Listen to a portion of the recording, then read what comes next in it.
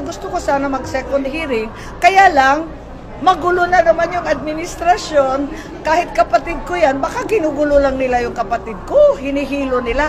Kasi, sabi ng kapatid ko, sabi ni Bongbong, hindi niya haharangan yung mga cabinet member, mga executive, itong mga opisyal, nga pumunta sa hearing. Tapos, si Executive Secretary, si Bersamin, sumulat sa akin na wala daw pupunta, wala raw testigo kami bukas. Kaya hindi ko alam, nalilito ako, alin ba talaga ang gagawin nila? Sabi ni Presidente, hindi maghaharang. Tapos sabi ng tao niya, wala daw papayagan pumunta.